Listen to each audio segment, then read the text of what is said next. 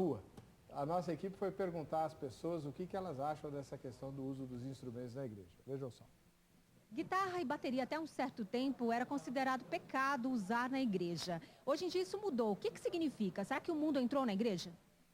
Não, com certeza não. Como diz na palavra, está escrito que a gente tem que louvar ao Senhor com cordas, né? Com tambores, né? Com tímbalos, né?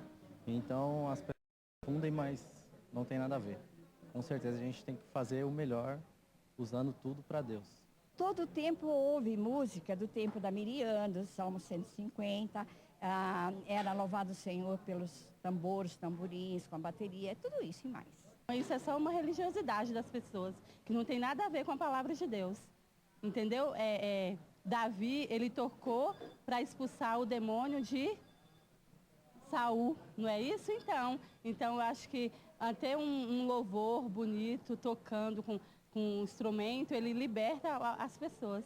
Não concordo com isso. Por que você não concorda? Não, porque a gente lê, conforme vai lendo a Bíblia, que entra instrumentos. Né? Naquela época era um instrumento, hoje são outros, né? Não, porque no Salmo do Senhor fala, né, que todos os instrumentos também louvam o Senhor. Então eu acho normal, tudo para louvar o Senhor, né? Tudo para a honra e glória do Senhor. Viu? Seus dois médios. Vocês não conhecem a Bíblia, não? O senhor não conhece o Salmo 150? Conheço. Como é que vem dizer? E o senhor também. Que não pode, tem que evitar associação, não sei o quê. Né? Ele não gosta do pandeiro, que a Miriam tocou. E o senhor não gosta do atabaque.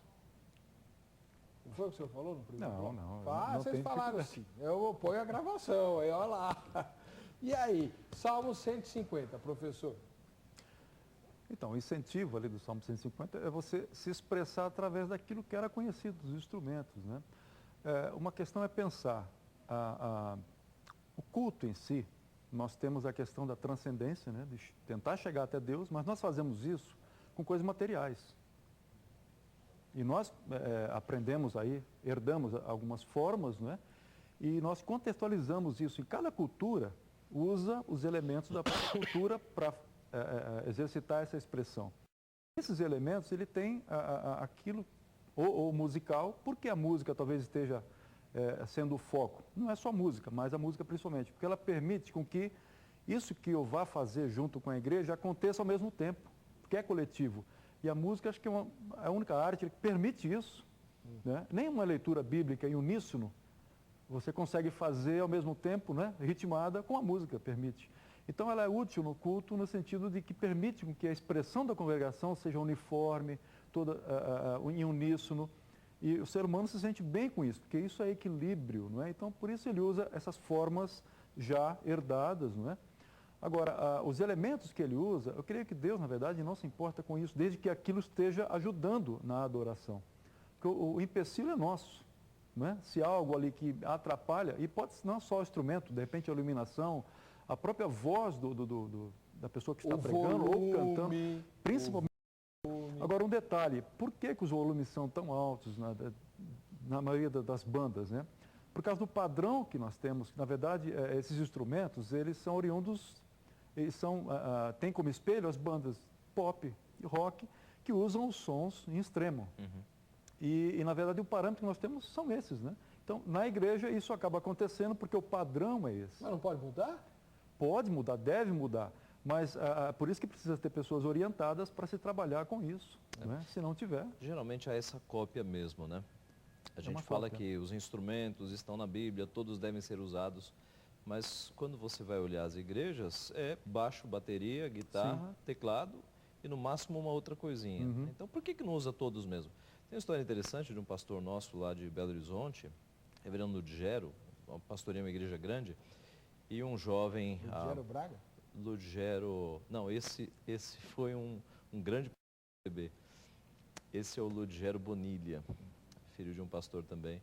E um jovem da igreja o chamou pedindo para que a igreja comprasse uma bateria. E ele foi com o jovem na loja e era uma bateria daquelas muito completas, né? Mas o pastor perguntou para o dono da loja, escuta, esse dinheiro que eu gastaria nessa bateria daria para comprar quais instrumentos aqui? E aí ele conversou lá com o dono da loja e trouxe uma mini orquestra para a igreja ao invés da bateria. E ali começou a orquestra daquela igreja. E eles começaram a aumentar os instrumentos e hoje tem muita gente lá que toca, né? E com uma riqueza musical muito melhor do que poucos instrumentos. Então, acho que os crentes da nossa igreja, já que eles percebem que instrumentos são possíveis, por que ficar reduzido a um número de instrumentos? Há tantos outros instrumentos bonitos que podem auxiliar na música, né? Com certeza. Me parece que as igrejas pentecostais históricas, elas avançaram um pouco nessa área. Encontrei Assembleias de Deus, por exemplo, com bandas belíssimas, né? E orquestras. A Cristã no Brasil sempre teve banda, né? Sim. Também, né? E com instrumentos de sopro, cordas, é quase uma orquestra mesmo. É possível. Né? Realmente é por aí. Agora, o senhor é contra o pandeiro. E a Miriam tocou pandeiro. Por causa da associação. Né? Qual o problema? Ele falou que tem que usar os instrumentos da cultura. Mas eu a acho nossa que cultura é com pandeiro. Eu acho que alguns instrumentos associam muito com samba e com carnaval. Então, eu acho que se há alguma associação assim, não deve-se tomar muito cuidado para usar, né? Gerando associações. Há ritmos também que eu acho que nem todo ritmo se encaixa dentro de um culto. Ah, sem dúvida. Porque geram associações, né? Claro. Você colocar um funk agora na igreja, quer dizer, o que vem a... Agora, se você tiver um trabalho de evangelização ou algo assim que não esteja ligado à adoração em si, cabem alguns ritmos que não caberiam no culto de adoração, né? Por exemplo, há músicas que só cabem num momento específico do culto. Rude Cruz se erigiu. Quando é que você canta essa música? Né? Ou no momento de contrição, ou no momento da Santa Ceia. É verdade. Né? É algo que eu não consigo cantar. Todas as vezes que eu canto essa música, eu choro. Todas. Beleza. Né? Porque é algo que fala diretamente com você do Calvário, do seu pecado e da redenção. Poxa vida, não dá para cantar isso pulando, cantando. Agora, é isso que faz letras bonitas muitas vezes. A gente falou de compositores que estão fazendo um belo trabalho, mas eu acho que todo mundo deveria focar mais na beleza das letras e trazer letras mais bíblicas, para que a música de fato seja efetiva. Uma contribuição dos reformadores e de Calvino naquela época foi que ele encomendou com músicos competentes, na sua época, a metrificação de todo o saltério. Os 150 salmos que nós temos viraram música. Então, quer dizer, um grande investimento na área musical. Nós deveríamos dar mais atenção a isso. Às vezes nós temos na igreja, alguns colegas chamam de mantras espirituais, né?